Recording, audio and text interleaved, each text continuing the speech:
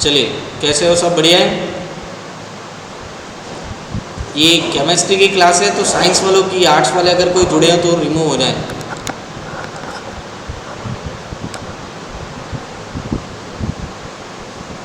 सभी को आवाज़ आ रही है? Romil, Bhuvnesh, Nimisha,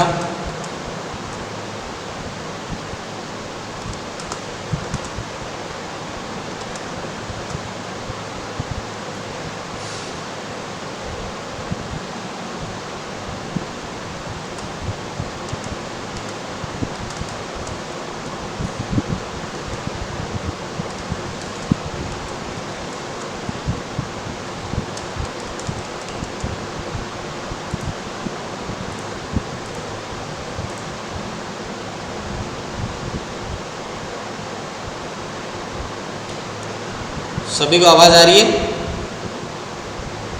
yes sir. ठीक, चलिए। किसी को भी क्वेरी है तो अपन लास्ट में शुरू करेंगे, ठीक है?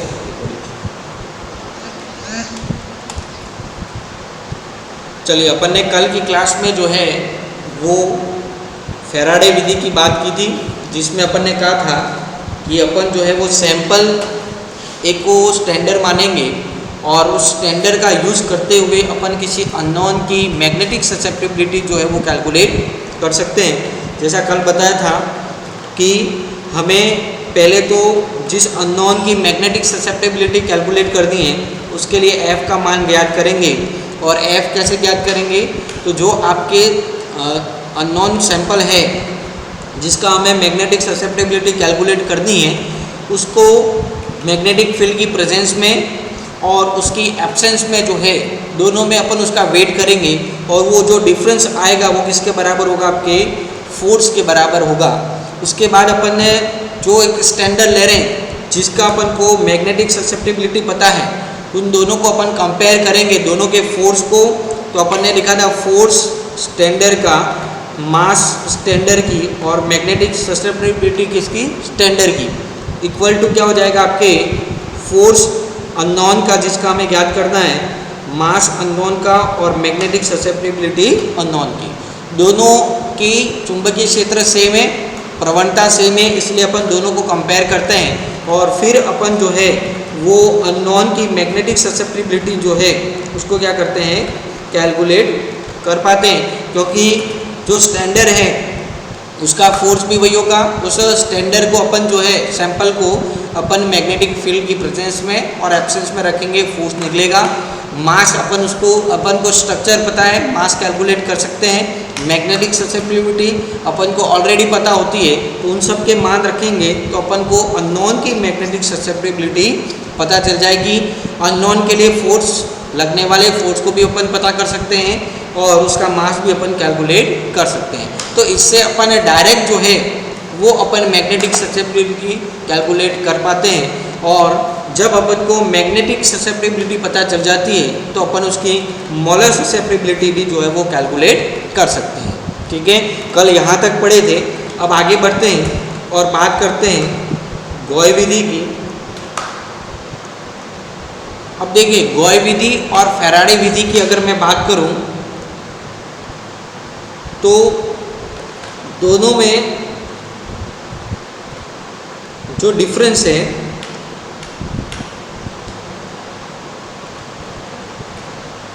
कि आपके जो गॉय विधि है, फैराडे जो विधि थी उसमें अपन सीधे ही जो है वो अपन क्या कर रहे थे? सैंपल का भार ले रहे थे और उससे मैग्नेटिक ससेप्टिबिलिटी कैलकुलेट कर रहे थे। दोनों की विधि सेम है, दोनों में कोई डिफरेंस नहीं है, गॉय विधि और आपके फैराडे विधि कि उसमें भी अपन यही करेंगे कि सैंपल जो है उसका भार चुंबकीय क्षेत्र की प्रेजेंस में और अनुपस्थिति में जो है वो ज्ञात कर उसकी मैग्नेटिक ससेप्टिबिलिटी कैलकुलेट कर पाते हैं। गॉय विधि में वही करेंगे, सेम टू सेम है, लेकिन यहाँ पे इसकी फैराडे विधि जो है उसकी तुलना में इसकी दो कमियाँ हैं। पहला तो जो है यहाँ कह सकते हैं गॉय विधि की दो कंडीशन है। पहली जो कंडीशन है वो ये है कि आपका जो सैंपल है उसकी मात्रा लगभग क्या होनी चाहिए? 1 ग्राम होनी चाहिए। वहाँ मिलीग्राम में भी चल रहा था, यहाँ पे 1 ग्राम से कम नहीं होता है। अब 1 ग्राम अपन तोलने तो जाएंगे नहीं, और तोलेंगे तो भी भरेंगे तो क्या करेंगे, आधा नीचे गिराएंगे। तो उसके लिए एक ट्यूब आती है जो इस तरह से होती है, ये लटकाने के लिए मैग्नेटिक फील्ड में उस तरह से 2 कड़े होते हैं, और इसके अंदर जो है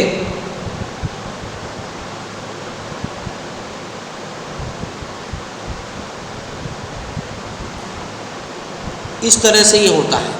तो यहाँ पे आपको जो है एक मार्क किया होता है, और वहाँ वो जो सैंपल है इसको गॉय ट्यूब कहते हैं, और इसमें जो मार्क किया है वहाँ तक अपन क्या भरते हैं, सैंपल को भरा जाता है। और ये सैंपल जो होगा वो क्या होगा आपका 1 ग्राम। ये सैंपल क्या हो जाएगा 1 ग्राम। हमें कोई वेट नहीं करना है, गॉय ट्यूब में जहाँ मार्क किया है वहाँ तक अपन क्या करते हैं, सैंपल को जो है वो भरते हैं। अब ये जो है फिर अपन इस ट्यूब को जो है वो मैग्नेटिक फील्ड में लटका देते हैं। मैग्नेटिक फील्ड की प्रेजेंस में और एब्सेंस में अपन उसका वेट जो है वो कैलकुलेट करते हैं। और मैंने कल बताया था कि अगर पैरामैग्नेटिक है डायामैग्नेटिक है वेट कम होगा, और अगर आपका पैरामैग्नेटिक है तो वेट क्या होगा, बढ़ेगा। अब यहाँ पे अपन इसमें भर भी दें, लेकिन इसमें जो कंपाउंड भरेंगे उसकी भी कुछ कंडीशन है। वो कंडीशन ये है कि जो कंपाउंड है वो एक तो होना चाहिए आपके ड्राई, ठीक है, सूखा होना चाहिए, वो गीला होना नहीं चाहिए। दूसरी जो कंडीशन है वो एकदम क्या होगा, आपके बारीक होना चाहिए,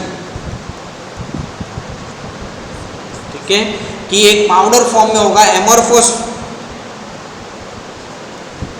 एमरफस होना चाहिए, वो आपके क्रिस्टलाइन नहीं होना चाहिए, मतलब पाउडर फॉर्म में होना चाहिए, जिससे कि वो क्या है ज़्यादा से ज़्यादा अमाउंट जो है 1 ग्राम में जितना आ सकता है उतना कंपाउंड जो है वो यहाँ पे क्या हो जाए आपके बढ़ जाए, ठीक है। वेट कुछ भी करने की नहीं है, मार्क किया होता है वहाँ तक वेट करना है। एमएससी अगर कोई इनऑर्गेनिक में करेगा तो ये प्रैक्टिकल भी करेगा, ठीक है। अब ये तो अपन ने सैंपल की बात हुई, 1 ग्राम होना चाहिए जिसमें इसको भरा जाता है, इसको गॉय ट्यूब कहते हैं। कंपाउंड ड्राई होना चाहिए और फिर उसमें जो है वो एक पाउडर फॉर्म में होना चाहिए, क्योंकि प्रैक्टिकल में क्या होता है, आपको कहेंगे कि इसकी प्रिपरेशन करनी है। थर्ड ईयर आपने प्रैक्टिकल नहीं किए, बिना एग्ज़ाम के पास हुए, लेकिन ये कहेगी कि अपन को कॉपर टेट्राएमीन जो है उसकी प्रिपरेशन करनी है, एग्जाम्पल दे दिया। अब आपने कॉपर सल्फेट लिया है, उसका सॉल्यूशन जलीय विलयन बनाया, अमोनिया डाला और उसमें आपने प्रोडक्ट जो है उसको फिर अल्कोहल डाला, हिट किया और क्रिस्टल मिल गई।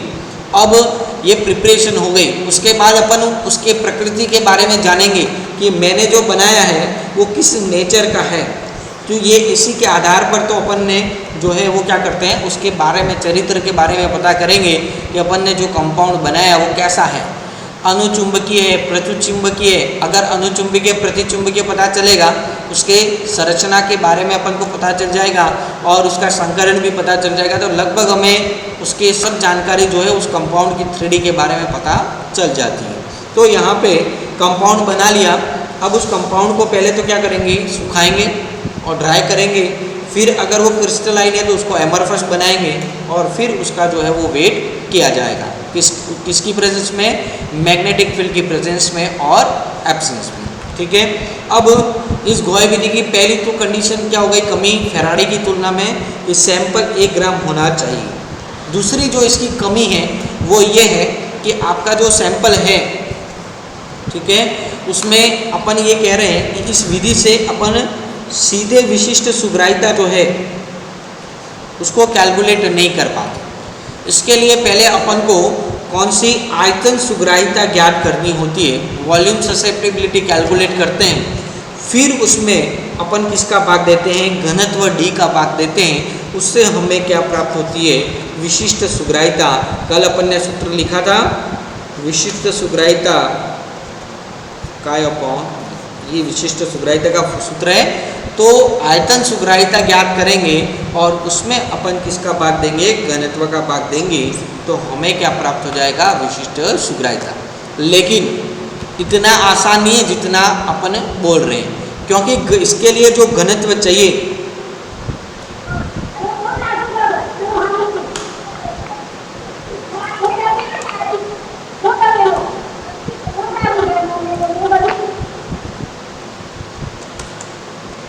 अपने माइक बंद रखने के सबको। उसके लिए जो है वो अपन कह रहे हैं कि उसका मान जो है वो एक्यूरेट हो, तो ही अपन जो है वो एक तरह से कन्वर्ट कर सकते हैं कि उसका मान क्या होना चाहिए, एक्यूरेट होना चाहिए। और अगर डेंसिटी अगर एक्यूरेट है तो अपन उसको कन्वर्ट आसानी से कर सकते हैं। लेकिन जो ठोस सैंपल होते हैं उसके लिए घनत्व का मान जो है वो पैकिंग के साथ साथ क्या होता है, परिवर्तित होता है, तो संकुलन के साथ बदलता रहता है। इसलिए इतना आसान नहीं है कि वॉल्यूम ससेप्टिबिलिटी को अपन जो है वो चुंबकीय सुग्राहिता में परिवर्तित करें। ठीक है, तो गॉय विधि जो है वो आपके यहाँ पे स्ट्रक्चर बनाया हुआ है। तो ये तो दो कमियां हो गई गॉय विधि की फैराडे विधि की तुलना में। अब अपन स्ट्रक्चर की बात करें, जैसे कहा दोनों का स्ट्रक्चर वैसे सेम ही। अब देखो यहाँ पे ये आपके यहाँ पे ये वेट मशीन रखा है पूरा। ठीक है, आजकल डिजिटल भी आते हैं और मशीन वाले आते हैं, ऐसे होगा। यहाँ पे आपके अलग अलग डिजिट आएंगे, यहाँ पे कुछ बटन्स होंगे। और जैसे ही आपने सैंपल को रखा है मैग्नेटिक फील्ड में, अपन ने अभी मैग्नेटिक फील्ड अप्लाई नहीं किया तो इसके जो लास्ट डिजिट होते हैं वो फ्लक्चुएट होते रहते हैं। फिर अपन इसकी सहायता से उनको क्या करते हैं, एक तरह से सेट करते हैं। और सेट करने के बाद अपन को मान पता चलते हैं। जैसे यहाँ पे ये मान आ रहा है, अब ये 5 अपन ने सेट करने के बाद आ रहा है। ये हो सकता है 3 हो, 6 हो रहा है, 5 हो रहा है, मतलब चेंज होता रहता है लास्ट का डिजिट। तो अपन इसको सेट करने के लिए स्टेबलाइज करते हैं। और वो किसके लिए, अगर मैनुअल है तो इससे यहाँ पे जो बटन होंगे उससे सेट करते हैं। तो उसकी सहायता से अपन ने ये वैल्यू का कैलकुलेट कर दी विदाउट मैग्नेटिक फील्ड। देखिए ये जो है वो क्या है, आपका मैग्नेटिक फील्ड का कंटेनर जिसकी अंदर अपन रख रहे हैं। तो ये अपन जैसे करंट पास करते हैं तो यहाँ पे आपके मैग्नेटिक फील्ड जनरेट होता है और इसकी लाइन ऑफ फोर्स इस तरह से जो है वो पास आउट होती है। तो सैंपल जैसा होगा, पैरामैग्नेटिक है तो पैरामैग्नेटिक की तरह, डायामैग्नेटिक है तो डायामैग्नेटिक की तरह बिहेव करेगा। उसके आधार पर जो है ये विदाउट मैग्नेटिक फील्ड है, पैरामैग्नेटिक है तो ये आपके मान बढ़ भी सकते हैं। और अगर डायामैग्नेटिक है तो इसके मान जो हैं घट भी सकते हैं। दोनों कंडीशन जो है वो हो सकती हैं, वो डिपेंड करेगा कि आपका सैंपल जो लिया हुआ है वो कैसा है। फैराडे विधि और गॉय विधि मेथोडोलॉजी वही है, अपन को मैग्नेटिक फील्ड में सब्सटेंस को रखना है, प्रेजेंस में एब्सेंस में फिर मान ज्ञात करने हैं। अब देखिए फैराडे विधि के समान ही जो है इसके भी चुंबकीय सुग्राहिता ज्ञात करनी है। तो पहले तो मैग्नेटिक फील्ड में रख देंगे, फिर मैग्नेटिक फील्ड की प्रेजेंस में और एब्सेंस में अपन जो है वो बाहर उसका ज्ञात कर लेंगे और फिर उसकी मैग्नेटिक ससेप्टिबिलिटी करते हैं। अब जैसे मैंने कहा, अगर प्रति चुंबकीय यौगिक के भार में क्या आएगी, कमी होगी। क्यों कमी होगी, तो वो उसके मान को क्या करेगा, अपन ने कहा विदाउट मैग्नेटिक फील्ड लिया, फिर विथ मैग्नेटिक फील्ड लिया, उसके मान में कमी आई कि बिना चुंबकीय क्षेत्र के जो भार था वो, और मतलब उसके द्वारा जो उत्पन्न किया गया वो है एक्चुअल। और जब अपन ने बाहर से चुंबकीय क्षेत्र अप्लाई किया और उसके मान में कमी आई, मतलब क्या हुआ कि वो प्रति चुंबकीय है। तो चुंबकीय बल रेखा, ये सैंपल को रखा, यहाँ से अपन ने क्या किया, चुंबकीय बल रेखाओं को भेजा। तो जो अगर प्रति चुंबकीय है तो वो इनको क्या करेगा, प्रतिकर्षित करेगा, और प्रतिकर्षित करेगा तो वो क्या होंगे, उनके मान कम होंगे। लेकिन उसकी अगर बात करें, आपका सब्सटेंस क्या है, डायामैग्नेटिक पैरामैग्नेटिक है, उसको मैग्नेटिक फील्ड में रखा तो वो क्या करेगा, मैग्नेटिक लाइन ऑफ फोर्स को अपने अंदर से गुजारेगा, तो उसके मान क्या होंगे, भार बढ़ेगा। और उससे जो है वो अपन ये कह सकते हैं कि वेट बढ़ा, तो दोनों का अंतर निकाल लेंगे चुंबकीय क्षेत्र की प्रेजेंस में और एब्सेंस में। तो अपन मान बढ़ने और घटने से भी अपन पता कर सकते हैं कि उसमें अनपेयर्ड कितनी है। अब जैसे ही हमें मोलर सुग्राहिता प्राप्त हो जाएगी, ठीक है, उससे अपन जो है अपन मॉलिक्यूल का जो है अनपेयर्ड इलेक्ट्रॉन की संख्या का भी निर्धारण कर सकते हैं। कि मोलर ससेप्टिबिलिटी पता चल गई तो अपन उसमें कितने अनपेयर्ड इलेक्ट्रॉन हैं वो पता कर लेंगे। और जब अनपेयर्ड इलेक्ट्रॉन पता चल गए तो अपन जो है वो ये पता कर सकते हैं कि उसका स्ट्रक्चर किस तरह का है, हाइब्रिडाइजेशन किस तरह का है। ठीक है। अब आगे बात करते हैं कि प्रतिचुंबकत्व का जो मान है वो सुग्राह्यता के मान कम होते हैं, ठीक है, लेकिन ये हमेशा नगण्य नहीं होते। ये भी ध्यान रखना है कि अनुचुंबकीय सैंपल है, ठीक है, चाहे वो अनुचुंबकीय या प्रतिचुंबकीय, दोनों प्रकार की सुग्राह्यता के मान काम में लिए जाते हैं, ठीक है। और प्रतिचुंबकत्व के लिए जो मान है, अपन अनपेड इलेक्ट्रॉन कैलकुलेट कर रहे हैं तब दोनों के मान का यूज़ किया जाता है, लेकिन प्रतिचुंबकत्व के लिए मान कम होते हैं, लेकिन ऐसा नहीं है कि नगण्य होते हैं, ठीक है। अब अपन इसको कैलकुलेट कैसे करेंगे, तो सूत्र का यूज़ करेंगे। क्लासिकल मैकेनिक्स की अगर अकॉर्डिंग बात करें, जो अनुचुंबकीय पदार्थ है, ठीक है, उसकी मोलर सुग्राह्यता, चुंबकीय आघूर्ण, ठीक है, दोनों में रिलेशन बताया है, और वो क्या है, काई एम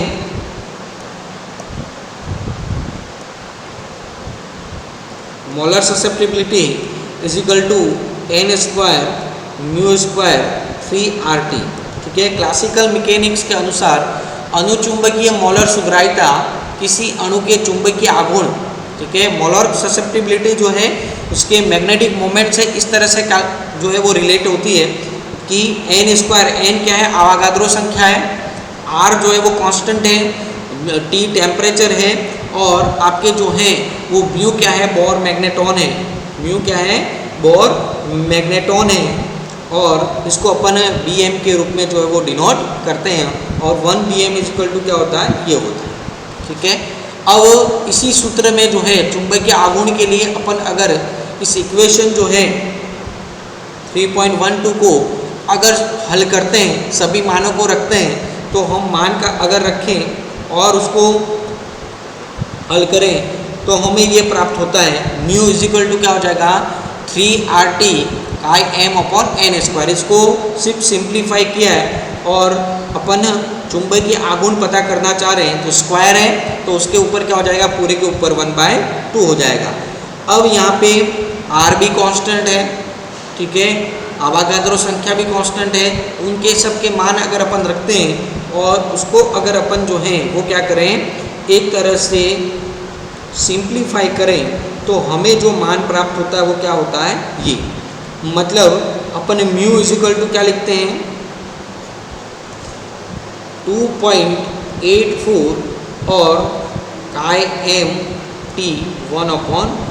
मतलब हमें टेम्परेचर पता है, कितने डिग्री पे अपन प्रैक्टिकल कर रहे हैं, उसके मोलर ससेप्टिबिलिटी पता है, तो मैग्नेटिक मोमेंट पता चल जाएगा, चुंबकीय आघूर्ण पता चल जाएगा, और जैसे ही चुंबकीय आघूर्ण पता चलेगा उसके अनपेड इलेक्ट्रॉन के बारे में अपन जो है वो पता कर सकते हैं, ठीक है।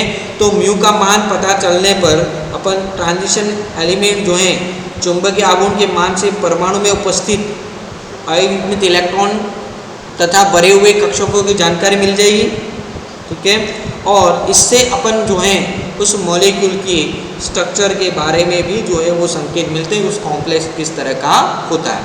अब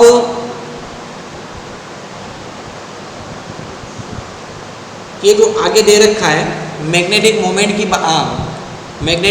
की बात की है कि चुंबकीय आघूर्ण जो होता है वो केवल अयुग्मित इलेक्ट्रॉनों की चक्रीय गति से ही उत्पन्न हो रहा है, तो इसे म्यू एस कहेंगे, ठीक है। दो तरह के मोशन के कारण मैग्नेटिक मोमेंट जनरेट होता है, म्यू इज इक्वल टू होता है mu L plus mu S, ठीक है।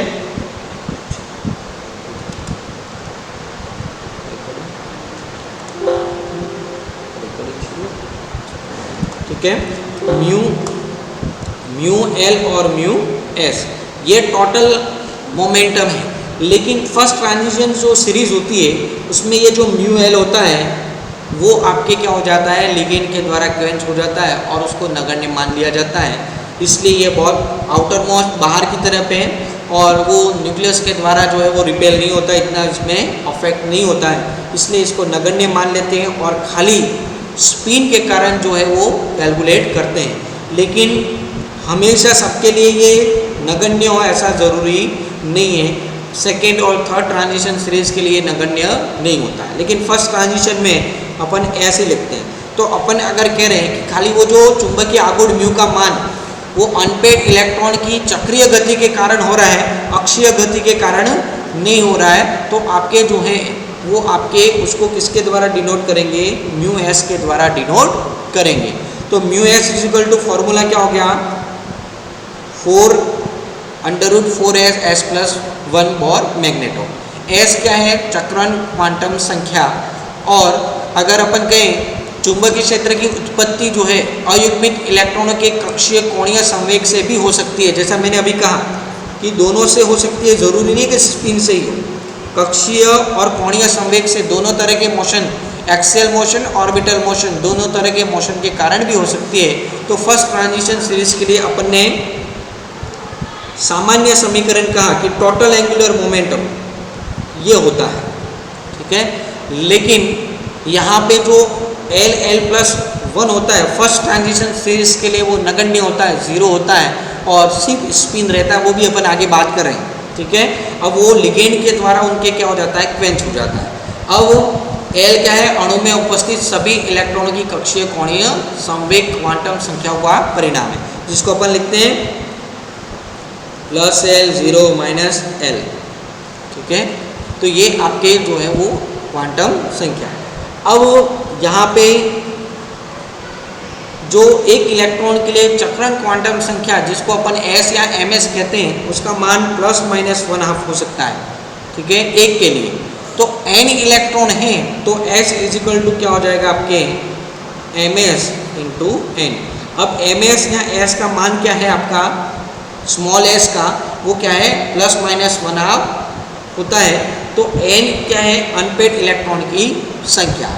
तो उसमें कितने अनपेड हैं तो उसके s का मान अपन जो है वो निकाल सकते हैं, ठीक है। s का मान ms ±1/2 पे और इंटू n है, तो अपन को s का मान कैपिटल S, कुल क्वांटम संख्या का मान जो है वो पता चल जाएगा, ठीक है। तो अपन इस सूत्र में रख सकते हैं और अपन इसके मान को जो है वो कैलकुलेट कर सकते हैं।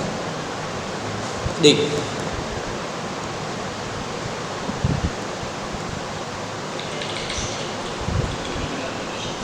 यहाँ पे देखिए, फर्स्ट ट्रांजिशन सीरीज में कक्षीय योगदान को घेरे हुए परमाणु, ठीक है, विद्युत क्षेत्र से क्वेंच हो जाते हैं, ठीक है, लिगेंड के द्वारा जो है वो क्वेंच हो जाते हैं और उनका जो है वो कक्षीय योगदान क्या मान लेते हैं, नगण्य मान लेते हैं और स्पिन ही रहेगा। तो इसलिए अपन जो है अयुग्मित इलेक्ट्रॉन के लिए S का मान क्या मान लिया, S = 1/2, ठीक है, या ms = 1/2। तो अपन को जो है वो सूत्र में अगर मान रखना है तो μs = क्या हो जाएगा आपके √n+, अपन ने एक सूत्र लिखा है μs = √4s s + 1, यही सूत्र लिखा है इससे पहले, 4s s + 1। इस सूत्र में अपन ने क्या किया है, S या कहें ms = अपन ने कहा कैपिटल S ms अपॉन या इंटू n है, ठीक है। तो ms = क्या है 1/2, तो n इलेक्ट्रॉन होंगे तो वो क्या हो जाएगा, कैपिटल S = n/2, ठीक है। तो n/2 का मान अपन रख रहे हैं किसमें, इस कैपिटल S में, ठीक है। ms कहें या स्मॉल s कहें वो एक ही है, तो अपन ने क्या कर दिया 1/2, ठीक है। अब मैं यहाँ मान रखता हूँ, सब मैथ वाले भी हैं बायो वाले भी हैं, ठीक है। 4 × n/2 + 1, इसको सब सॉल्व कर लेना तो ये सूत्र आपके क्या बन जाएगा √nn+2। ये सूत्र जो है वो इस तरह से डिराइव होगा। अब यहाँ पे n क्या है, अनपेड इलेक्ट्रॉन की संख्या, और इससे जो है वो अपन उसके अनपेड इलेक्ट्रॉन के बारे में पता कर सकते हैं, मैग्नेटिक मोमेंट पता चल जाए, ठीक है। और यहाँ पे एक ये टेबल दे रखी है, उस टेबल का वैसे कोई यूज़ नहीं है, खाली समझने के लिए है कि फर्स्ट ट्रांजिशन सीरीज़ की मैंने जो बात कही कि उसके मान जो है वो क्या होते हैं, सिर्फ कक्षीय चक्रण जो है वो उसके कारण ही जो μs जो है स्पिन के कारण जो आपके मैग्नेटिक मोमेंट जनरेट होता है उसी को कैलकुलेट करते हैं, कोणीय नहीं होता है। तो यहाँ पे लेकिन उसके मान बात करें तो ये क्या है, थ्योरेटिकल, इस सूत्र में मान रखा और उससे प्राप्त होने वाले केस में अनपेड इलेक्ट्रॉन है 0,0। एक अनपेड इलेक्ट्रॉन था तो उसका मान 1.73 आता है, लेकिन प्रायोगिक तौर पे क्या आता है 1.75। तो मानों में वेरिएशन देखें तो ये परिकलित मान है इस सूत्र का उपयोग करती हुई, और ये प्रैक्टिकल ऑब्जर्व मान है उनमें जो है वो वेरिएशन देखने को मिलता है। और ये इस बात का प्रमाण देता है कि जो आपके म्यू एल होता है वो कभी नगण्य नहीं होता है, उसका कुछ ना कुछ तो मान होता ही है, उसका कहीं ना कहीं म्यू एल का भी योगदान होता है। तो दोनों का योगदान होता है, वो प्रैक्टिकली ऑब्जर्व होता है कि वो नगण्य होता है लेकिन पूरी तरह से ज़ीरो नहीं होता है। ठीक है, तो ये आपकी जो मेथड है वो कौन सी मेथड हो गई, गॉय विधि हो गई। ठीक है, और इसी में जो है ये नीचे जो, हालांकि उसमें भी आएगा एलएस कपलिंग, रसेल सैंडर्स युग्मन जिसे कहते हैं, तो सेकेंड और थर्ड ट्रांजिशन जो सीरीज होती है और लेंथेनाइट्स जिनमें इलेक्ट्रॉन इसमें भरा जाता है 4f में भरे जाते हैं, इनकी कक्षीय गति से उत्पन्न चुंबकीय आघूर्ण नगण्य नहीं होता है। ठीक है, और नगण्य नहीं होगा इसलिए गणना में अपन एल को भी जो है वो शामिल करेंगे, और इसी को जो है वो आपके क्या कहते हैं, चक्रण कक्षीय युग्मन, एलएस कपलिंग या रसेल सैंडर्स युग्मन कहते हैं। ठीक है, जिसके बारे में अपन कल की क्लास में जो है वो चर्चा करेंगे।